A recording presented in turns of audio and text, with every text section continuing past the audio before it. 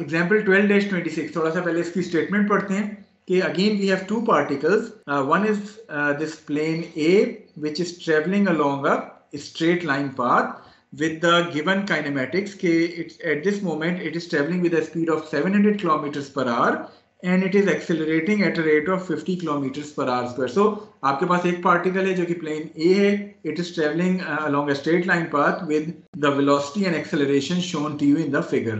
Then you have a second plane which is plane B, and this plane B is traveling along a circular path having a radius of 400 kilometers. So plane B is basically traveling along a circular path.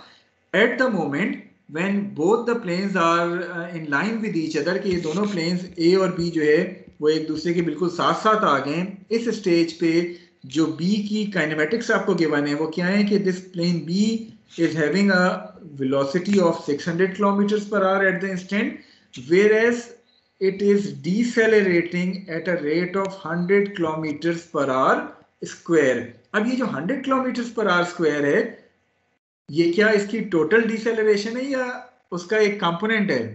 Sir total है, magnitude given है. So should I take it as AB?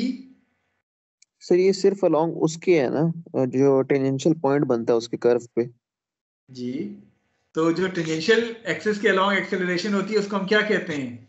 Tangential acceleration. So it is basically the tangential component of acceleration only. Yes, sir. आपके पास जो total acceleration बनेगी, it is going to be a vector sum of tangential as well as normal acceleration. तो आपने यहाँ गलती से इसको 100 kilometre AB लेके सॉल्व नहीं कर देना. Basically it is the tangential component of acceleration. You need to find out the normal component as well, and then you need to vectorically add the tangential and normal components to find out the value of AB. जब भी particle किसी curve path में travel कर रहा हो तो आपकी जो एक्सेलरेशन होती है वो दो कंपोनेंट्स की फॉर्म में आती है, एक टेंजेंशियल कंपोनेंट और दूसरा नॉर्मल कंपोनेंट. ओके, उसकी बात अभी हम तफसील के साथ अगली स्लाइड्स पे भी करेंगे. क्वेश्चन की वर्डिंग अगर हम देखें, you need to determine the velocity and acceleration of B measured by the pilot of A, यानी V B with respect to A find out करनी है, इसी तरह A B with respect to A find out करनी है. ये दो चीजें आपने जो है वो डिटरमिन करनी है. थोड़ा सा मैं इसको क्लियर कर देता हूँ. पहले हम बात करते हैं वेलोसिटी की. So in order to find out the relative velocity of b with respect to a, the equation is simple कि relative velocity के लिए ba अगर हमें find करनी है तो equation is velocity of b should be equal to velocity of a, ये दोनों absolute velocity आ गई, plus relative velocity of b with respect to a. So this is the relative velocity equation which is being written for vb with respect to a. Now coming to the vectors which are being involved in this equation. First of all, what is this absolute velocity of A? क्या ये vector बता सकते हैं आप? 700 j. So it is 700 j kilometers per hour, which is the absolute velocity of A. Coming to the absolute velocity of B, which is being represented by VB vector, it is going to be 600, and again, since it is directed towards the positive y-axis, so it is going to be 600 j. इससे हमारे पास velocity of B with respect to A, अगर मैं vector की बात करूं तो वो VB minus VA आ जाएगा, which is 600 minus 700, so it comes out to be minus 100 J. So relative velocity of B with respect to A comes out to be minus 100. इसका मतलब क्या है फिजिकली? अगर आप अपने आप को कंसिडर करेंगे to be the pilot of से प्लेन A, so आपको B जो है वो एक लिहाज से, अगर आप ए के ऊपर अपने आप को पायलट समझेंगे ए का, या कोई ऑब्जर्वर समझेंगे हु इज इन प्लेन ए, तो उसको प्लेन बी जो है वो 100 किलोमीटर पर आवर के हिसाब से पीछे की तरफ जाता हुआ नजर आएगा. इज इट क्लियर कि ये रिलेटिव वेलोसिटी से मुराद क्या है? अभी सिंगल लाइन के अलोंग आ गई है तो समझना आसान है. The relative velocity of B with respect to A comes out to be minus 100 j. इसका मतलब क्या है कि अगर आप ए के अंदर बैठे हुए हैं, प्लेन ए के अंदर, तो आपको प्लेन बी जो है वो 100 किलोमीटर पर आवर के हिसाब से पीछे की तरफ जाता हुआ नजर आएगा. Is this point clear to all of you? Yes sir. अगर मैं आपसे कहूं कि यहाँ relative velocity of A with respect to B find out करें तो वो हो जाएगा VA माइनस VB, तो वो आपके पास वेक्टर आएगा 100J। उससे क्या मुराद है कि अगर आप अपने आप को प्लेन B में बैठा हुआ महसूस करें तो फिर आपको plane A 100 kilometre per hour के हिसाब से आगे की तरफ जाता हुआ नजर आएगा। तो आई होप कि ये रिलेटिव वेलोसिटी का कॉन्सेप्ट हर एक को क्लियर हो गया होगा। कोई डाउट इस रिलेटिव वेलोसिटी के हवाले से? क्लियर है। अच्छा चलें, अब सिर्फ आपकी अंडरस्टैंडिंग को बेहतर बनाने के लिए अभी हम एक्सेलरेशन पे मूव नहीं करते। मैं आपसे कहता हूं कि यही क्वेश्चन आपको गिवन है, but now plane B is not located at the instant which is shown to you here. कि मैं कहता हूं प्लेन बी यहां मौजूद नहीं है, rather plane B is at the position shown. और ये पोजीशन किस तरह मार्क की हुई है, ये मैं कहता हूं कि ये एंगल आपको गिवन है विच इज से 30 डिग्रीज। अब मैं आपसे कहूं कि now you need to find out the relative velocity of B with respect to A. बाकी काइनेमेटिक्स की वही है कि ये आपके पास स्पीड इसकी इस इंस्टेंट पे 600 किलोमीटर पर आवर जो है वो गिवन है। सो अब अगर मैं आपसे कहूं कि इस VB को जरा वेक्टर फॉर्म में लिख दें तो आपकी ट्रिग्नोमेट्री क्या कहती है, ये वेक्टर क्या बन जाएगा?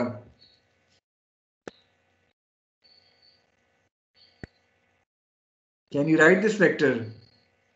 सर एक मिनट दें। जी जी, आप 1 मिनट से ज्यादा ले लें।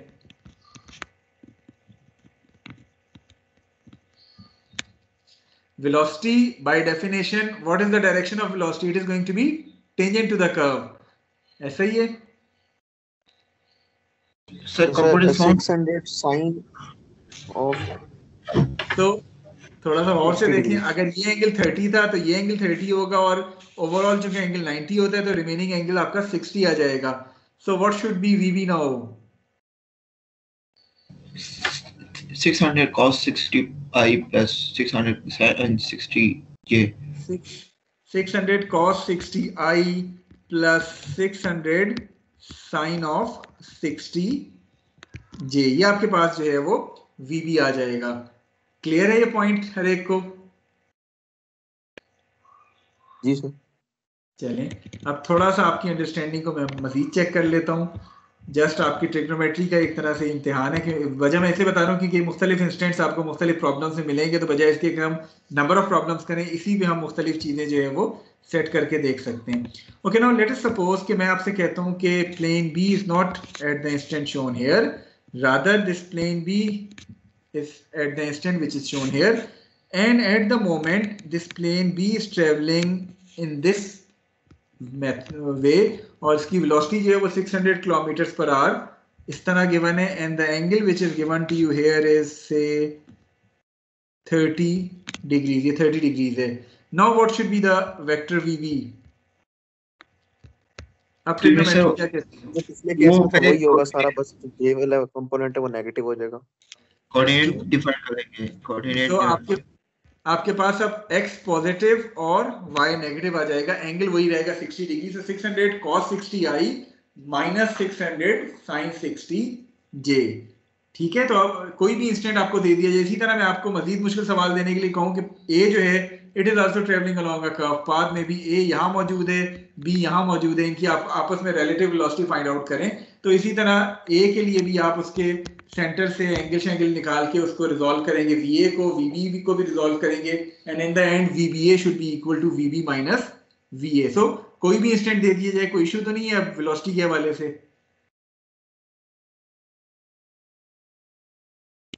नहीं सर, क्लियर है। तो ये वो आपका सोल्यूशन है जो कि ऑलरेडी हमने पिछली स्लाइड पे कर लिया है, सिंपल इंस्टेंट का, जब ये दोनों प्लेन एक दूसरे के आमने सामने आए हुए।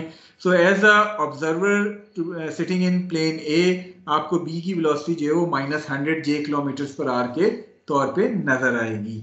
ओके जी, पूछें। एक्सक्यूज मी सर, जब हमारे पास VB की थीटा आता है डायरेक्शन, तो उसका क्या मतलब होता है? VB का थीटा बेसिकली वो एब्सोल्यूट वेलोसिटी है जो कि आपके पास एक स्टेशनरी फ्रेम ऑफ रेफरेंस जो है, अगर आप इसे स्टेशनरी फ्रेम ऑफ रेफरेंस से मेजर कर रहे हैं तो वो आपको जो है वो मिल रहा होता है।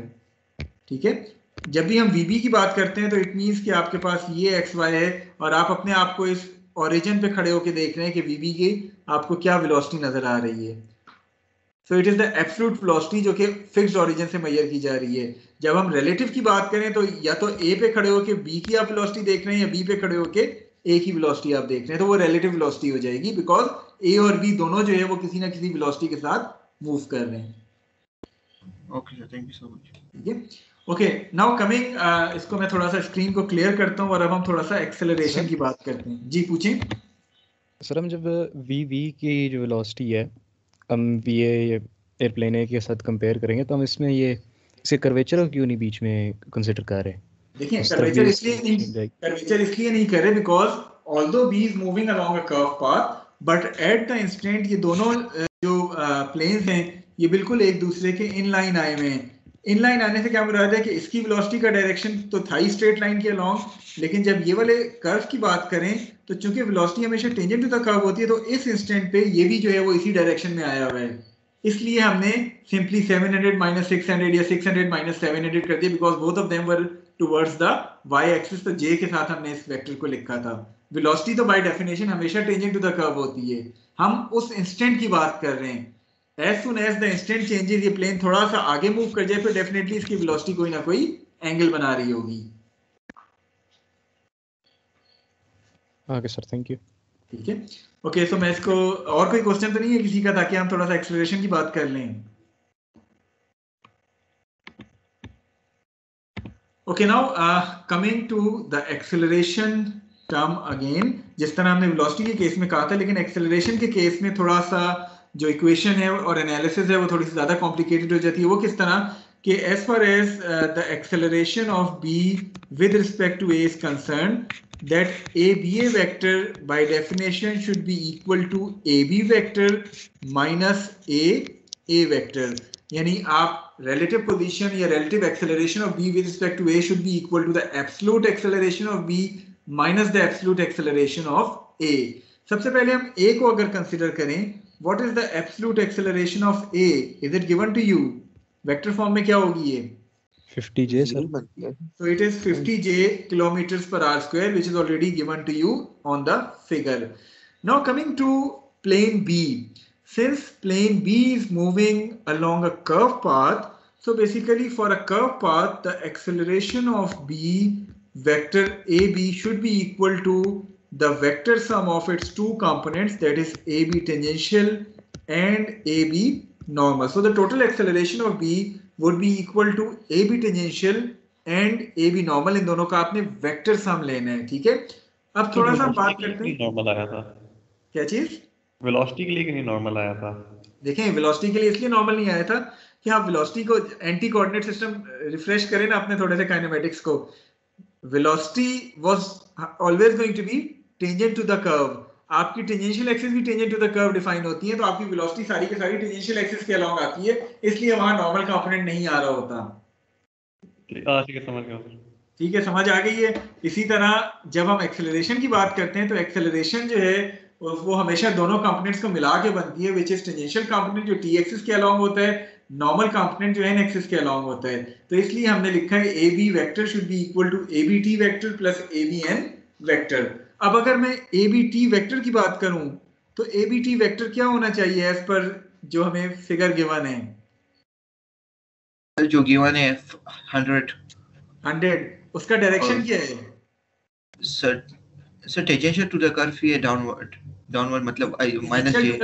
टेंजेंशियल टू द कर्व है लेकिन ऑपोजिट टू वेलोसिटी है, इट मींस कि ये डिसेलरेट कर रहे हैं। हमने यही कहा था ना, जब v और at सेम डायरेक्शन में आए तो इट मींस के पार्टिकल एक्सेलरेट कर रहे हैं, जब v और at ऑपोजिट आए तो इट मींस के पार्टिकल डिसेलरेट कर रहे हैं। सो आपकी इस डायरेक्शन में नेगेटिव y एक्सिस है, सो ab वुड बिकम -100j। ये पॉइंट है कि क्लियर है? Yes sir. किसी को कोई डाउट इस abt के हवाले से? Okay, so coming to ABN now, what should be the magnitude of ABN? Do you remember the formula? V square divided by R. R तो given है जी, V square divided by rho या R जो भी आप कहते हैं, R is given to you as 400. V, what about V? given है 600. V भी given है 600, so 600 square divided by 400 would give you the magnitude of AB normal. Suppose मैं कहता हूँ वो magnitude, अभी मेरे पास कैलकुलेशन नहीं है, अगली स्लाइड पे हुई भी है. Suppose मैं कहता हूँ वो कोई अल्फाबेट x से मैं रिप्रेजेंट कर देता हूँ इस v स्क्वायर ओवर रो को. ये तो मैग्नीट्यूड हो गया इस ABN का. सो इसको अगर मैं वेक्टर फॉर्म में लिखना चाहूँ, ये मैग्नीट्यूड हो गया which is x. What about its direction? Normal component of acceleration किस डायरेक्शन में आता है? It is always going to be towards the center of curvature. So यहाँ आपके पास center of curvature ये है. It means कि this is going to be the direction of AB normal. ये कौन सी एक्सेस बनती हैं? माइनस आई प्लस आई के plus I. Plus I sorry. So plus I. So overall आपके पास जो AB normal आएगा, it is going to be XI. So AB would become XI minus 100J. Is it clear to all of you कि AB हमने किस तरह find किया है? It is going to be AB tangential plus AB normal. AB tangential minus 100J था. AB normal हमारे पास XI था, where X is V square over rho. So overall AB vector would be equal to XI plus XI minus 100J. Clear है यहाँ तक? Is it clear to all of you? Please reply कर दें. चलें, अब आपके पास जब ये क्लियर हो गया, अभी हम पहले इस क्वेश्चन को सॉल्व करते हैं, फिर थोड़ा सा मैं इसके इंस्टेंट्स चेंज करता हूँ. ठीक है, अभी हमने जिस तरह बात की है कि हमारे पास AB टेंजेंशियल आ गया विच इज माइनस 100J, हमारे पास AB नॉर्मल आ गया which is V square over rho, so it comes out to be 900. AB normal would then become vector form में 900I बन जाएगा and overall AB would be 900I minus 100J. So AB, as per the relative acceleration equation, AB should be equal to AA plus ABA. So ABA would be AB minus A. So ये आपके पास ABA की value आ जाएगी, ये इसका magnitude और ये इसका direction आ गया. तो बाकी क्वेश्चन सिंपल है. मुझे सिर्फ आप ये बताएं कि सपोज मैं इंस्टेंट चेंज करता हूँ और मैं कहता हूँ कि इस इंस्टेंट पे आपके पास जो प्लेन B है, it is located at this point, और बाकी काइनेमेटिक्स उसकी उसी तरह है. ये 600 किलोमीटर पर आवर है और ये आपके पास 100 किलोमीटर पर आवर स्क्वायर है. ये एंगल आपको नोन है, जिस तरह हमने पिछला इंस्टेंट कंसिडर किया था से ये आपके पास 30 डिग्रीज आ गया है. So now can you tell me what is going to be AB tangential vector? Yes sir, इस चेंजेस साइन. जी, आप थोड़ा सा टेंजेंशियल वेक्टर बताना है सर. वो 100 into cos 60. अब देखें एंगल थोड़ा सा आपको नजर आ रहे हैं, ये 30 है. Minus 100 into cos 60. ओके, नहीं अब देखें आप कर लें minus 100 cos 60I minus 100 sin 60J. अब इसका x भी नेगेटिव बन रहा है और इसका y भी नेगेटिव बन रहा है. So minus 100 cos 60I minus 100 sin 60J, ये आपका जो है वो AB टेंजेंशियल बन जाएगा. क्लियर है यहाँ तक? Yes sir. Okay, now my next question is what should be vector ABN for this instant? Magnitude तो वही रहेगा बिकॉज हमने वेलोसिटी नहीं चेंज की, रेडियस नहीं चेंज किया. सो V square over raw which is 600 square over 400, वो तो सेम रहेगा जिसको हमने x या 900 से डिनोट किया था. तो वो तो मैग्नीट्यूड हो गया, लेकिन वेक्टर फॉर्म में ये क्या होगा ABN? सर उसके भी दो कंपोनेंट्स बनेंगे. बिल्कुल ठीक है. तो ये ब्लू में आपको नजर आ रहा है ABN वेक्टर जो मैंने अभी ड्रॉ हो किया. जाएगा 900 cos 30I. ओके, और माइनस 900 cos 30I और 900 cos 30I और minus 900 sin 30J. That's correct. So minus 900 sin 30J. So overall आपके पास AB जो होगा, it is going to be the vector sum of AB normal and AB tangential. Is this point clear to all of you? समझ आ गया हर एक को? So अब आपको कोई भी इंस्टेंट दे दिया जाए, I hope कि आपके लिए वो मुश्किल नहीं होगा. इसी तरह मैं अगर आपसे कहूँ कि पार्टिकल A जो है वो इस इंस्टेंट पे वो भी कर्व में ट्रेवल कर रहे हैं, उसकी मैं आपको वेलोसिटी और से एक्सेलरेशन दे दूं और आपको उसका एंगल दे दूं, उसका रेडियस दे दूं, तो कोई मुश्किल तो पेश नहीं आएगी उसके भी कंपोनेंट्स बनाने में. जब भी कर्व में ट्रेवल कर रहा होगा पार्टिकल तो उसके एक्सेलरेशन के दो कंपोनेंट्स आएंगे, टेंजेंशियल और नॉर्मल एक्सिस के अलोंग. और जब भी स्ट्रेट लाइन में ट्रेवल कर रहा होगा तो फिर जाहिर है उसके स्ट्रेट लाइन के एक्सिस के अलोंग ही उसकी वेलोसिटी और एक्सेलरेशन आएगी. Is the point clear to all of you? Yes sir. चलिए मेरा आपसे अगला एक अहम क्वेश्चन. यहाँ मैंने तमाम चीज़ों को कन्वर्ट कर लिया इन एक्स वाई कोऑर्डिनेट्स, क्या मेरे पास चॉइस ये नहीं थी कि मैं तमाम चीजों को एंटी कोऑर्डिनेट्स में ले जाता? काम लंबा पड़ जाता है। कैसे? चले मैं आपसे कहता कि इसको जरा एंटी कोऑर्डिनेट में सॉल्व करें तो फिर क्या होता? सर एंटी कोऑर्डिनेट्स मुराद आपका वो जो रोटेशन वाले थे वो वाले? जी बिल्कुल वही वाले।